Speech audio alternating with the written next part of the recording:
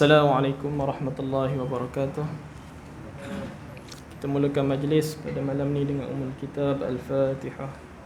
A'udzubillahi minasyaitanir rajim. Bismillahirrahmanirrahim. Alhamdulillah rabbil alamin, arrahmanir rahim. Iyyaka na'budu wa iyyaka nasta'in. Shiratal ladzina an'amta 'alaihim. Alhamdulillah wassalatu wassalamu ala Rasulillah wa ala alihi wa sahbihi wa man tabi'ahu wa nasarahu wa walah. Asyhadu an la ilaha illallah wahdahu la syarika lah wa asyhadu anna sayyidana Muhammadan 'abduhu wa rasuluh. Rabbi shrah li sadri wa yassir li amri wahlul 'uqdatam min lisani yafqahu qawli. Rabbi zidna ilma warzuqna fahma birahmatika ya arhamar rahimin, amma ba'd. Alhamdulillah, yang saya hormati, yang saya muliakan Fadil Tuan Imam Ustaz Azhan, yang saya hormati lagi saya kasihi pengerusi Masjid Al-Jawahir Cikgu Roslan serta barisan jawatan kuasa, para pegawai syarak, tuan-tuan guru, para alim ulama, seterusnya, hadirin dan hadirat yang dikasihi Allah Subhanahu wa taala.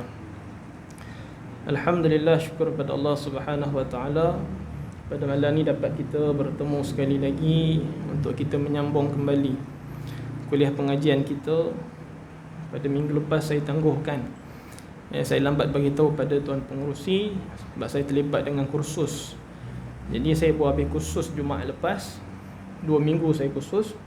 Tapi kursus tu atas talian lah. Kursus atas talian ni lagi berat rupanya daripada kursus pergi tempat secara face to face, secara fizikal. Kadang-kadang kita relate sikit lah fizikal ni, tapi bila atas talian ni menghadap laptop, daripada pagi sampai ke malam menghadap laptop, esok sambung lagi pagi sampai malam sampai laptop pun hang. Jadi kadang-kadang barulah kita rasa rupanya nikmat yang Allah Subhanahu wa taala kurniakan kepada kita tu, kadang-kadang kita rasa itu bukan satu benda nikmat, kita rasa benda biasa. Tapi rupanya itu pun satu nikmat yang Allah berikan kepada kita, yang kadang-kadang kita ni tak terasa nak hargai nikmat tersebut. Sebab tu bila kita memperolehi sesuatu tu dengan mudah, kita tak anggap dia sebagai satu nikmat. Jadi syukur pada Allah Subhanahu wa taala, walaupun kita masih lagi diuji dengan ujian wabak COVID-19 ni, tapi alhamdulillah masjid makin lama makin dibukalah dari sudut kelonggaran dia, syarat-syarat dia.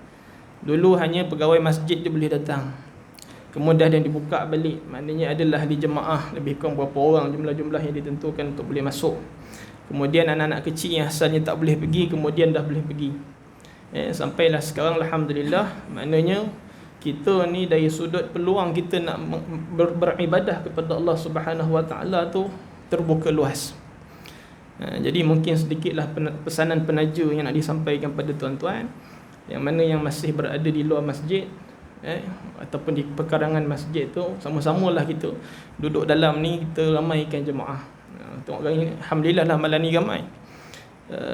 Walaupun ialah dalam suasana yang sedia ada. Saya tahu saya ni kuliah hari Ahad ni susah nak dapatkan jemaah tu. Tapi alhamdulillah lah malam ni kita tengok jemaah tu dah ada. Tak tahulah, mungkin saya kuliah sebelum ni ramai duduk luar. Sebab pernah dulu dekat kampung saya dulu ada seorang ustaz tu, masa dia mengajar, perangai dia ni dia suka tanya. Masa dia ngajar masjid ni, dia anggap macam ngajar sekolah. Dia suka tanya pada jemaah. Dia ngajar baru sikit, baru 10 minit kemudian dia tanya. Jadi mak ayah yang ada menjadi pendengar ni, yelah dah lama tak sekolah kan. Jadi tiba-tiba nak kena ingat semua yang ustaz tu cakap, dia tak teringat semua tu. Kadang-kadang dia rasa segan bila tanya tak boleh nak jawab. Jadi kadang-kadang sampai tahap orang perempuan tu asalnya dulu buka langsir. Lalah kuliah pengajian ustaz tu langsir tutup tu rapat. Tak nak buka, takut kena tanya. Jemaah lelaki makin lama makin kurang. Tapi jangan risau tuan-tuan. Alhamdulillah setakat ni saya mengajar di masjid ni, saya tak tanya lagi pelajar-pelajar saya.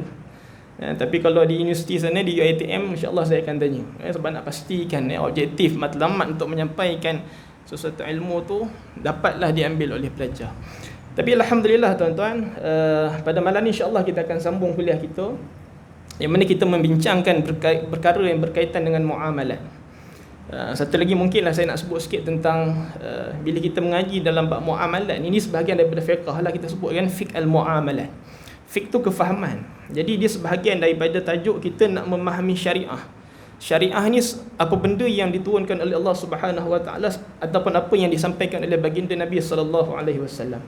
Jadi nak memahami syariat yang Allah turunkan itu sama ada secara langsung ataupun melalui perutusan Nabi sallallahu alaihi wasallam, maka perlu kepada kaedah-kaedah. Walaupun kita kata ni sebahagian cabang saja fiqh muamalat ni. Hubung antara manusia dengan manusia ni sebahagian. Yang biasa kita sebut adalah dalam bab fiqh ibadah kan, dalam bab taharah, dalam bab semayang dan sebagainya. Mungkin ramai yang berminat tentang tu sebab hari-hari dia buat. Dan itu melibatkan soal kewajipan dia. Tetapi jangan kita lupa juga bahawa hubungan kita dengan manusia juga sebahagian daripada kewajipan kita untuk kita tentukan. Perkara yang kita buatkan dari sudut amalan mestilah bertepatan apa yang dimaksudkan dengan kehendak syariah. Sebab tu kadang-kadang bila tengok kuliah-kuliah orang lain ramai, mungkinlah saya ceramah ni tak sedap tuan-tuan. Dia kata ni budak lagi ni, kecil lagi dah nak bagi ceramah kat kami kan. Itu satulah mungkin faktor dia. Mungkin saya tak ada daya penarik tu nak ceramah tu tak ada. Tengok ceramah orang lain kadang-kadang penuh pula jemaah dia, ataupun jemaah perempuan kadang-kadang muslimah ni ramai. Sampai kat saya kadang-kadang ada seorang, ada dua orang, kadang-kadang langsir tak buka dah. Mungkin tak ada jemaah kan, contohlah. Mungkin satu saya punya cadangan, mungkin inilah kita rasa lah kan, kita rasa mungkin sebahagiannya biasa sebut tentang muamalat ni kita kata bab jual beli. Biasa jual beli ni ketua keluarga lah, suami-suami yang terlibat nak keluar duit ni. Orang perempuan jarang keluar duit. Tapi kadang-kadang sebenarnya bila pergi pasar raya tu orang perempuan depan. Macam saya baru ni jumpa Ustaz Azhan dekat Maidin. Saya tolak troli je orang rumah yang tentukan barang apa nak beli kan. Jadi itu kena tahu jugalah dari sudut hukum hakam dia kan. Jadi kita kata ni sebahagian daripada apa yang sepatut kita kena belajar. Dan apabila disampaikan, maknanya ada peluang untuk kita belajar tentang perkara tersebut, kita cubalah untuk kita ambil. Mudah-mudahan apa yang disampaikan ataupun yang bakal disampaikan boleh kita ambil sebagai satu iktibar lah dalam kehidupan seharian kita. Jadi tuan-tuan, kita dah sambung pada minggu ni insya-Allah kita akan ambil tentang rukun yang ketiga dalam tajuk al-ijarah. Kita belajar tentang tajuk al-ijarah ni, tajuk sewa ataupun upah mengupah. Walaupun nampak taklah banyak sangat kita ni nak sewa kan, tapi sebenarnya dalam bab upah tu banyak kita buat. Kita akan lihat contoh-contohnya nanti. Jadi dalam tajuk upah ini, dalam tajuk sewa al-ijarah ni, kita dah masuk pada rukun yang ketiga, iaitu al-manfa'ah. Tentang manfaat ataupun faedah. Yang mana faedah tu kita dah masuk. Dari bagi rukun yang ketiga ni, syarat pertama kita dah selesai. Iaitu perkhidmatan ataupun manfaat tersebut mestilah mempunyai nilai. Kita bila sewa satu benda, kita upah untuk dapatkan satu benda, sebenarnya yang nak didapatkan itu adalah manfaat. Bukan kita nak mendapatkan zat. Orang dia tak sewa kereta untuk dapatkan kereta tu menjadi hak milik dia. Sebab kalau dia mendapatkan zat, maka dia tak jadi akad al-ijarah. Dia tak jadi akad sewa, dia jadi akad jual beli. Jadi sekarang ni dia sebut tentang manfaat itu. Yang pertama kita dah lihat pada 2 minggu lepas, syarat dia mestilah sesuatu yang mempunyai nilai. Jadi ulama pun bincang tentang syarat. Apa benda yang kata benda yang mestilah mempunyai nilai? Antara kita dah sebutkan, yang mempunyai nilai itu adalah benda yang diiktiraf oleh syarak dan juga uruf bagi orang ataupun masyarakat tempatan. Sebab tu dia kata kat sini, antara contoh dia kata tidak sah penyewaan peralatan yang melalaikan. Sebab syarak dia tidak mengiktiraf peralatan yang melalaikan itu. Begitu juga dia kata tidak sah kalau sekiranya menyewa anjing. Sebab apa? Sebab anjing ini dikira sebagai najis dalam mazhab Syafi'i. Bila najis, benda tu tidak dikira sah ataupun benda itu tidak diiktiraf oleh syarak. Bila syarak tak iktiraf, maka tak boleh buat akad tentang benda yang tidak diiktiraf oleh syarak. Maka akad di antaranya adalah jual beli. Kita dah lihat dalam tajuk jual beli, tak boleh jual beli anjing. Maka dalam penyewaan juga tidak boleh menyewa anjing. Sebab dulu mungkin saya ada utarakan satu soalan daripada jemaah dekat tempat lain. Dia kata, kalau sewa anjing untuk dapatkan baka yang kuat, dia ada anjing dia tu bukanlah untuk pemeliharaan, bukan untuk dijaga, ialah untuk sayang-sayang kat rumah kan, sebagai haiwan kesayangan, tetapi untuk dia jaga tanaman dia, contoh elak daripada musuh. Tapi dia nak baka yang kuat sikit, maka dia sewa anjing orang ni yang mungkin baka dia garang sikit, supaya anjing yang dia ada ni boleh mengawan dengan baka yang disewa itu untuk dia dapatkan benih, iaitu anak yang akan keluar tu, dia anak daripada baka yang kuat. Jadi boleh tak itu dipanggil sebagai itu sebahagian daripada kaedah sewaan? Boleh tak nak sewa anjing tu untuk dapatkan benih dia? Jadi kita akan lihat nanti dari sudut benda itu dia adalah sebahagian daripada anjing, zat. Nanti dia ada syarat yang lain kita akan lihat. Dia adalah zat daripada anjing. Contoh, kalau kita sewa kambing, tujuan sewa kambing adalah nak tak dapatkan susu dia, maka sebenarnya kita bukan dapatkan manfaat kambing tu, tetapi sebenarnya kita mendapatkan zat daripada kambing. Jadi bila mendapatkan zat daripada kambing, maka dia tak jadi akad ijarah kat situ, dia jadi akad jual beli. Tak boleh sewa sebab tu bukan manfaat, itu adalah zat. Benda tu sendiri kita ambil. Dia akan pergi nanti tajuk-tajuk yang lebih detail nanti tuan-tuan, kita akan masuk insya-Allah tuan-tuan. Ni yang kita nak lihat pada minggu lepas dulu, tentang apa yang telah dibincangkan. Nak ingatkan baliklah sikit-sikit kan. Dan juga dikata tidak sah untuk mengupah seseorang untuk bercakap tanpa henti, walaupun perbuatan tersebut boleh melariskan barangan. Ni yang kita dah bincangkan. Baik, kita masuk kepada syarat yang kedua dalam tajuk rukun yang ketiga ini, iaitu al-manfaah. Syarat dia apa? Pemilik perkhidmatan mestilah mampu menyerahkan perkhidmatannya supaya penyewa boleh menggunakannya. Dari sudut serahan ini, dia ada dua pembahagian dia dalam mazhab Syafi'i, juga mungkin mazhab-mazhab yang lain. Yang mana dalam kitab ni dikata apa? Kalau sekiranya boleh diserahkan secara fizikal, maka sewaan itu boleh dilakukan. Maknanya apa? Katalah kita upah orang tu boleh bekerja secara fizikal, diserahkan kepada kita dia punya hikmat dia, manfaat dia, maka sewaan kat situ sah. Tetapi kalau tak boleh diserahkan secara fizikal, maka sewaan tersebut ataupun upah tersebut adalah tidak sah. Itu satu. Yang kedua, sekiranya dia boleh serahkan secara fizikal, tetapi dia tak boleh diserahkan secara syarak. Dia boleh buat, tapi syarak melarang dia untuk buat. Apa contoh syarak larang dia buat? Dia boleh buat. Seorang perempuan, dia boleh bersihkan satu kawasan, tetapi bila dia nak bersihkan kawasan yang suci, contoh, sebagai contoh masjid, bila dia nak bersihkan masjid dalam keadaan ketika itu dia tidak suci. Ni pun isu-isu global juga ni. Nak bincangkan tentang wanita haid boleh tak masuk masjid, sedangkan yang dibenarkan adalah melintasi saja. Kalau terpaksa lalu, itulah satu laluan dia. Dia terpaksa lalu, dia masuk hanya untuk melintasi saja. Tapi kalau dia berlegar dalam masjid untuk dia buat kerja, dia kerja, dia upah untuk membersihkan masjid dalam keadaan dia haid, boleh ke tak boleh? Dari sudut fizikal, dia boleh serahkan dia punya hikmat dia. Maknanya manfaat dia tak ada masalah. Saya boleh kerja kat masjid ni, saya boleh vacuum, tak ada masalah, saya boleh cuci-cuci dan sebagainya. Tetapi syarak tidak membenarkan dia untuk berada dalam masjid. Oleh sebab itu, kalau tengok dalam kitab ni, sebenarnya dia kata apa? Hukum untuk mengupah wanita dalam keadaan haid untuk dia membersihkan masjid adalah tidak sah. Maknanya nak bincang sampai tahap macam tu tuan-tuan. Kerana kita kata malah benda tu simple je kan, takkan nak ambil kira. Ada je orang ngaji ataupun belajar Quran dalam masjid, dia walau dalam keadaan haid kan, dia mengajar Quran contoh, ataupun dia belajar Quran tapi dia tak sebutlah, dia dengar saja. Sebab dia nak ambil manfaat. Boleh ke tak boleh? Sebab tu saya kata ni isu global. Benda ni dibincangkan oleh para ulama. Kalau ulama terdahulu keras, tak boleh.